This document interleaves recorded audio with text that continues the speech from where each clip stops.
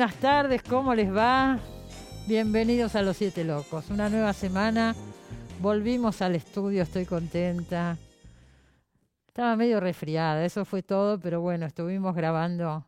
Grabé desde mi casa, ¿no? Dos semanas, 2 programas. Bueno, ya pasó y acá estamos de nuevo y me siento mucho más cómoda porque obviamente acá hay toda una estructura de un gran canal como es este, ¿no es cierto? Como es la televisión pública. Entonces es mucho más fácil trabajar y más amable y más todo. Así que estoy contenta de estar acá de vuelta.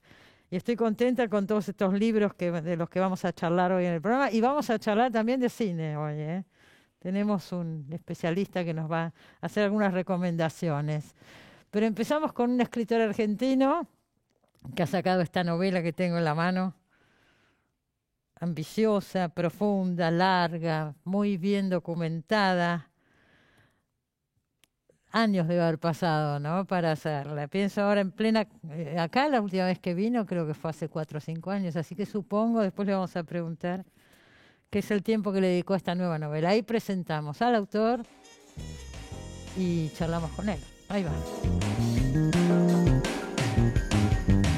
Carlos Gamerro nació en Buenos Aires en 1962. Licenciado en Letras y escritor, es autor, entre otros títulos, de El sueño del señor juez, El secreto y las voces, Cardenio, Ulises, Claves de lectura y Facundo o Martín Fierro. La jaula de los Zonas es su última novela publicada.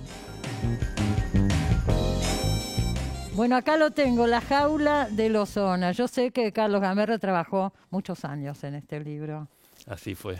Pero muchos. Sí, bueno. sí, 5 por lo menos de trabajo de investigación y escritura así tiempo completo. A full, ¿no? Pero es un libro que se está madurando desde hace 30 años por lo menos. ¿Hace 30 años? Hace 30 años me topé con la historia de estos ONAS o Selknam, como se llaman ellos. Selknam. ¿Cómo que es? fueron Selknam. Selknam. Algunos pronuncian Shelknam Selknam. también, que fueron una familia de 11 que fueron capturados en Tierra del Fuego, probablemente el año 1888, y llevados a París y exhibidos en una jaula como antropófagos en la Exposición Universal.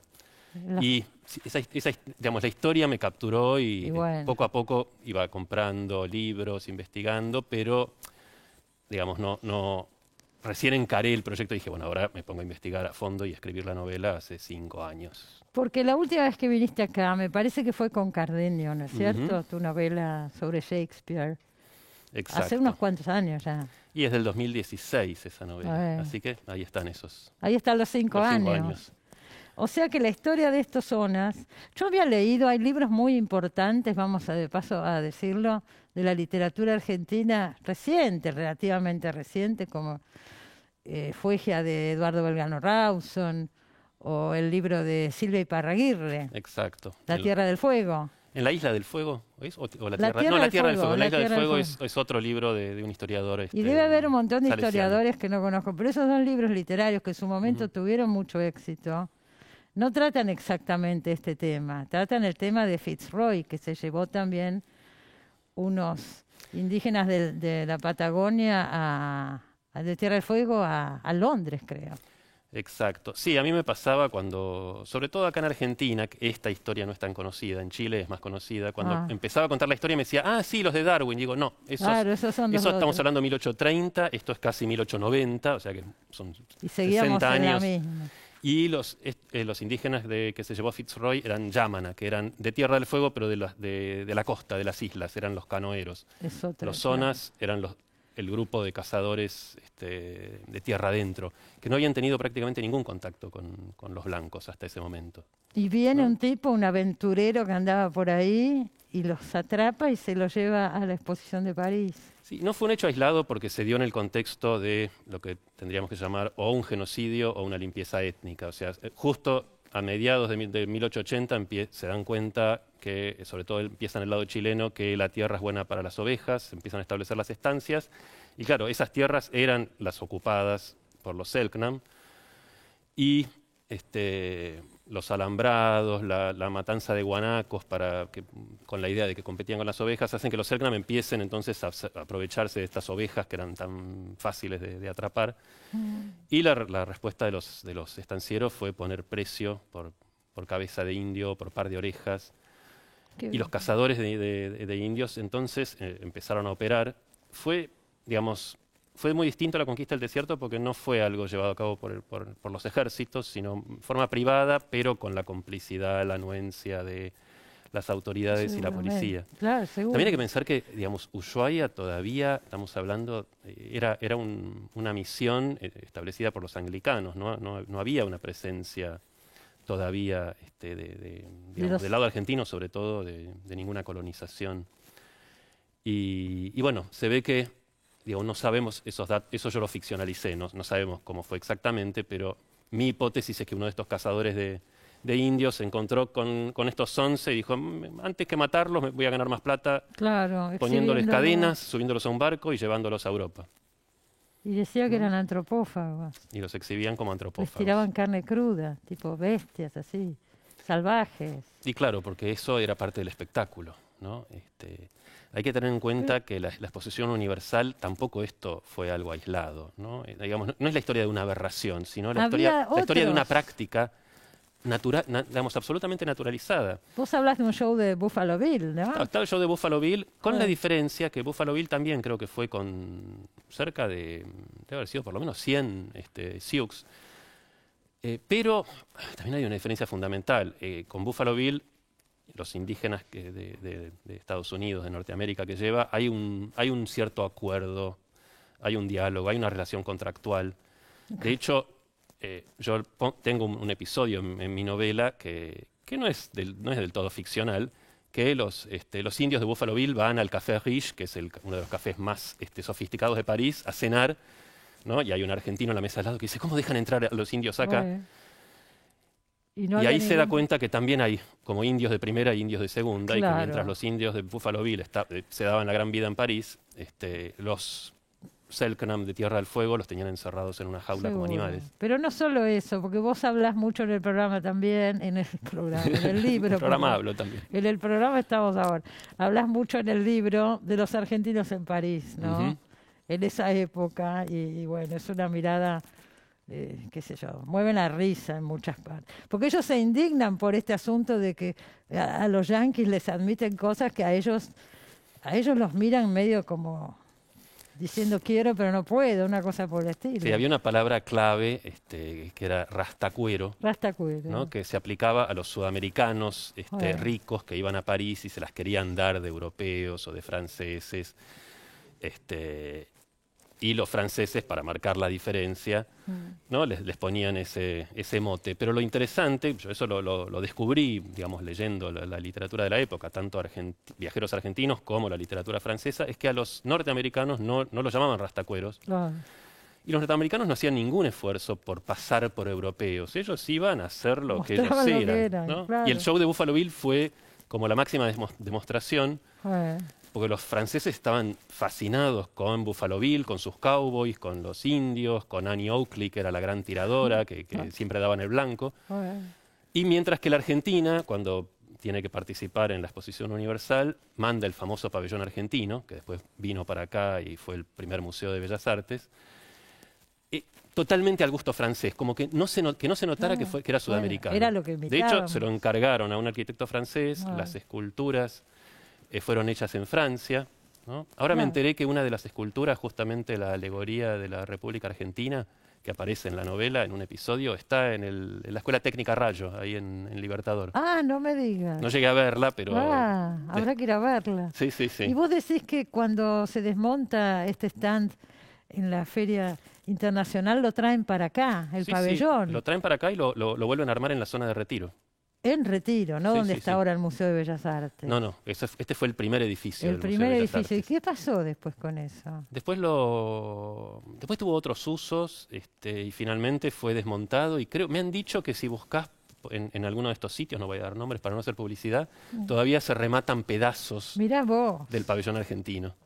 ¿No? Y porque fue un acontecimiento todo eso, ¿no? Pero a mí lo que me fascinó fueron como una serie de contrastes en este primer momento de la novela, porque después la novela hace un recorrido bastante largo. Vamos a hablar un poquito, sí. ¿No? Por un lado, la idea de exhibir a este pueblo, digamos, que se consideraba tan primitivo, tan como de los orígenes de la humanidad, casi de la prehistoria, digamos, al pie de la Torre Eiffel, que en ese momento era el pináculo de los logros de la civilización y de la técnica. Se inauguró en ese momento, ¿no es cierto? Claro, la Torre Eiffel fue construida para la Exposición Universal, 1889. Sí, claro.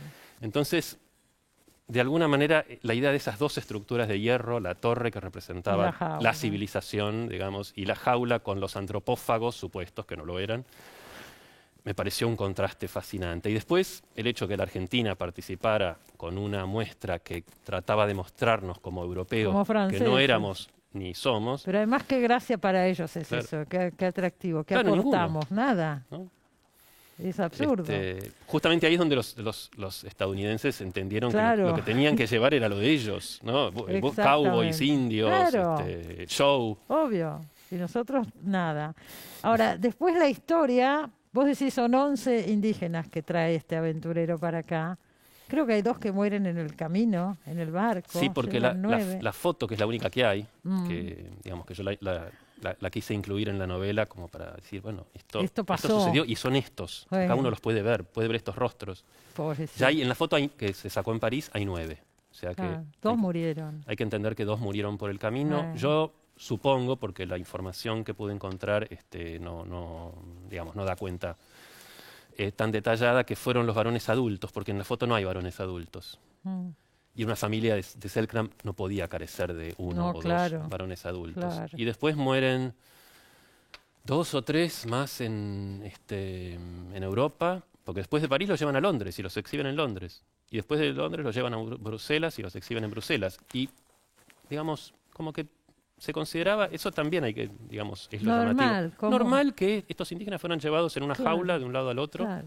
Cuando era evidente que no había ningún tipo de acuerdo ni de permiso. No les daban la categoría de persona, eso está claro. Pero en el libro, a ver, porque hay un episodio, vos me vas a ayudar con esto, hay un episodio donde dicen que de pronto se escapan o les dejan abierta la jaula y ellos salen, porque hay uno que vuelve, a eso vamos a llegar, que es medio el protagonista, ¿no? Sí. Pero se escapan, pero eso es una versión que por ahí no era la verdadera, porque si después de ahí van a Londres y a Bélgica... Exacto. Sí, hay muchas versiones. Yo, digamos, en estos 5 años, incluso llegué a encontrar cosas que no están en ningún libro, en ninguna bibliografía, ¿no? Como en un momento pongo, el cuidador chileno, que era una persona de tal nombre... y me escribe, me llega un mail creo que era la tataranieta, diciendo, no, este hombre era mi tatarabuelo y no era el cuidador, sino era un ingeniero chileno que vivía en París y dejaron a cargo de él, suyo, alguno de los indígenas. O sea que muchas cosas fueron surgiendo. Pero la primera versión, que es de este libro del periodista y abogado español que estaba en Río Gallegos cuando fueron las huelgas patagónicas, José María Borrero, La Patagonia Trágica, cuenta la versión que en París les abren la puerta de la jaula, se escapan por el predio de la exposición y luego los capturan o los agarran, a todos menos a uno, que le dan el nombre de Calafate en esa versión, y que habría sido un padre salesiano, el padre José María Beauvoir, quien los descubrió en París y fue ante las autoridades chilenas. Bueno, yo durante estos 30 años que te decía tenía esa versión, era la única que conocía. Cuando me puse a investigar en serio, vi que no, que no se escapan. En París todo estuvo bien, terminó la exposición, o un poco antes, se los lleva este hombre, el empresario, que sabemos su nombre, Maurice Maitre, ¿no? Que es un personaje con el cual yo no sabía mucho qué hacer, porque lo único que sabía que quería que la pasara muy mal, ¿no? Entonces le dedico un capítulo en el cual, que es básicamente el interrogatorio de la policía, en el cual me di todos los gustos de realmente hacerle pasar un mal rato, porque no se me ocurre una persona más detestable, más aparte tan... Se hicieron muchas cosas muy terribles. Digamos, acá en América y en tantos lados. Pero bueno, ahí me enteré que se los lleva a todos, a los sobrevivientes de París, a Londres, y que en Londres son los misioneros anglicanos, los que habían, de hecho, la sociedad que fundó Ushuaia, que los descubren, los reconocen como Selknam y empiezan la gestión con las autoridades, que también tuvo sus vericuetos, porque van, digamos, al consulado chileno, y la respuesta es, bueno, sí, si fueran ciudadanos chilenos, nos corresponde hacernos cargo, pero quizás son argentinos. Claro, sí. ¿No? Como si esto fuera... Se los acaban de decir. Como si estos grupos nómades que cruzaban la isla ida y vuelta, porque aparte en Tierra del Fuego incluso sabían ellos el límite es a diferencia del resto del continente, no está la cordillera, el límite entre el lado chileno y el lado argentino es una línea. Es una línea. La hemos estudiado en el colegio, me acuerdo perfecto de esa línea. Que se trazó en 1882 o 1884. Esa línea. Ahí, en ese momento, un poquito antes, claro. Pero entonces este prófugo Calafate se llama el indio. Que es Calapacte, parecería ser su nombre original. Pero traducido al español le quedó Calafate, era como inevitable. La historia que vos contás acá es novelada. Calapacte se queda en Europa y reaparece. Esto yo lo encontré en la autobiografía inédita, todavía inédita, que me parece una pena que esté inédita, del padre de Beauvoir. Fue el primer director de la misión salesiana de la Candelaria, que es la que está al norte de Río Grande, o sea, del lado argentino. Él cuenta cómo lo encuentra en un barco que viene de Montevideo y va hacia Tierra del Fuego, un poco, al parecer por casualidad, y se lo lleva a la misión. Ahora, este hombre, ¿cómo fue a parar a Montevideo? Es la pregunta. Esa es la pregunta que vos eso le dedicás 500 páginas. Sí. Claro, yo una vez que había terminado la novela me llega este email de esta señora que me dice, no, mi abuelo lo tenía en París y él lo puso en el barco para que volviera. Y yo dije, y ahora que ya escribí la novela, ¿me venís a decir esto? No, a mí me interesaba la idea de que Calapacte, esa sí es la parte de ficción, que yo en ese momento, digamos, era el gran blanco de la historia, el gran enigma. No solo cómo hizo para volver. Yo primero pensé cómo hizo para volver, y después dije, no, la verdadera pregunta no es cómo hizo para volver, es cómo hizo para saber a dónde tenía que ir. Claro. Porque él no hablaba español, no podía decir Tierra del Fuego. Ni sabía que se llamaba. Podía señalarla en un mapa. Nadie hablaba Selknam. Solo un tiempo después, Lucas Bridges, que era digamos, el hijo de Thomas Bridges, que fue un poco el director más importante de la misión de Ushuaia, aprendió el Selknam. Entonces, digamos, la pregunta es, ¿qué hace este hombre anclado en París para decir, bueno, descubran qué soy y de dónde vengo, y díganme a dónde me tengo que dirigir? Claro. ¿No? Y ahí empieza así una historia, una especie de odisea, pero no en la es el cual único tema de la novela, recorre en buena parte de Europa, de Norteamérica y finalmente de Sudamérica hasta llegar a Tierra del Fuego. Pero ahí sí, hay un largo viaje. Hay un largo viaje, pero además pasan un montón de cosas paralelamente. Es una novela coral, podríamos decir. Hay muchas voces que aparecen. Ya digo, estos argentinos en París y muchísimos otros. Hasta hay un sainete dentro. Hay un sainete. Bueno, pero ¿sabes que eso yo digo que en realidad esta variedad viene de una limitación que yo tengo, que yo para imaginar, para entrar imaginativamente y poder escribir desde adentro en una época determinada y en una también geografía determinada, lo necesito hacer a través de la literatura de la época, de los estilos, del lenguaje. Entonces es verdad que prácticamente cada capítulo está escrito de una forma diferente, con un narrador diferente. Totalmente. Y para cada lugar me preguntaba, ¿y cuál puede ser el estilo, la forma literaria más adecuada para este momento y este lugar?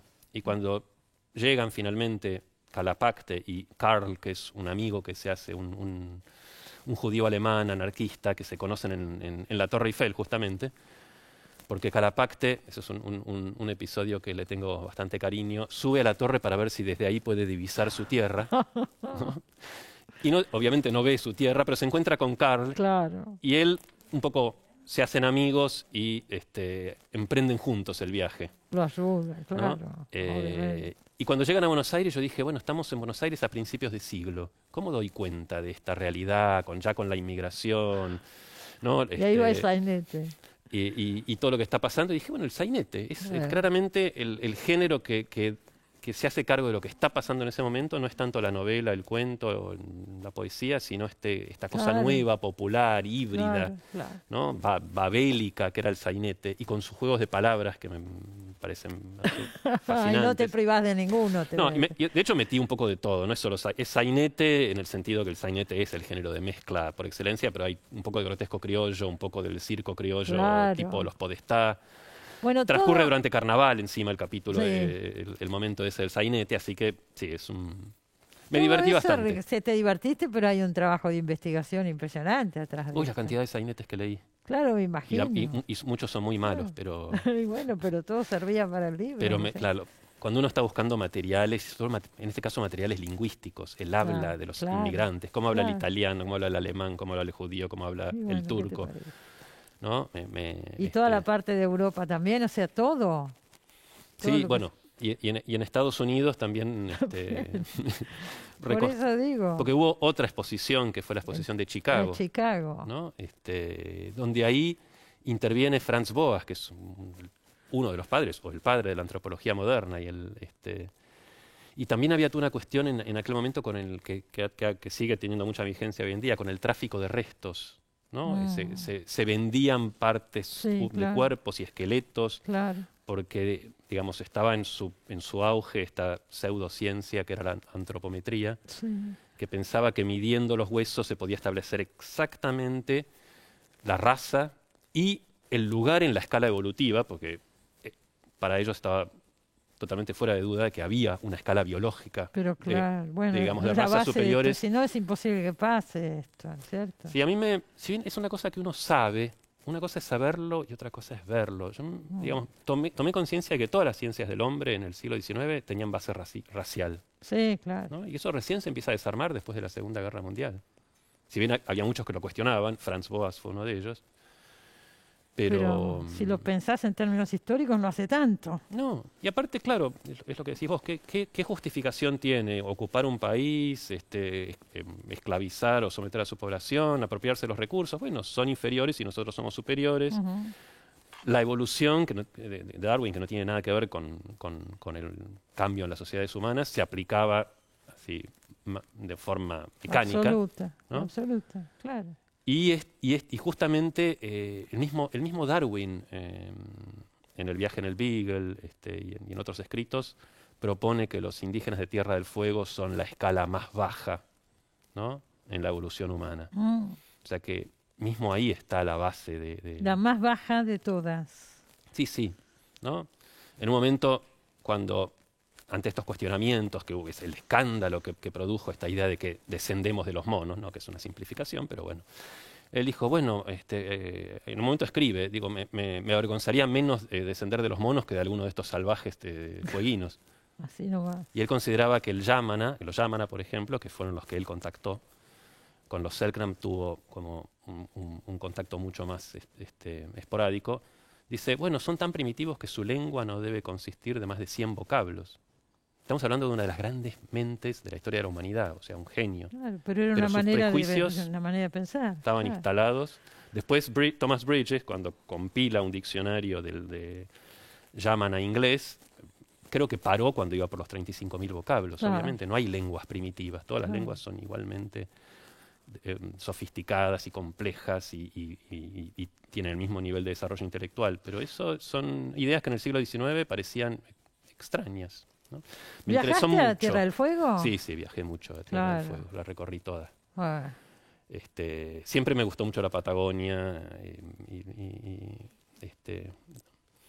bueno, en gran trabajo, 5 años de trabajo. Quería escribir una novela decimonónica, una novela patagónica, una novela de aventuras. Dije, bueno, me doy todos los gustos.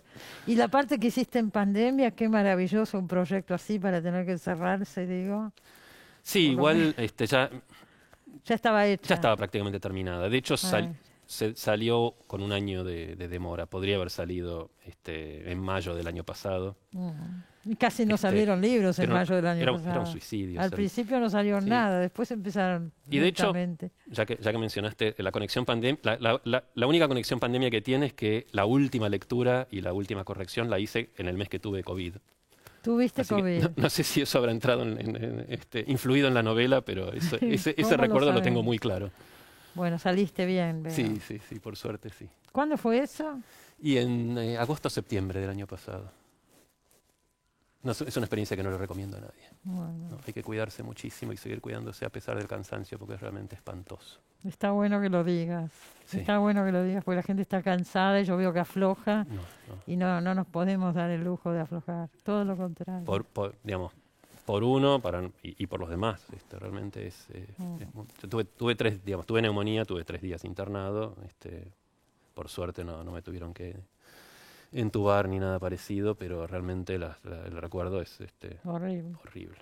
Mucho sufrimiento.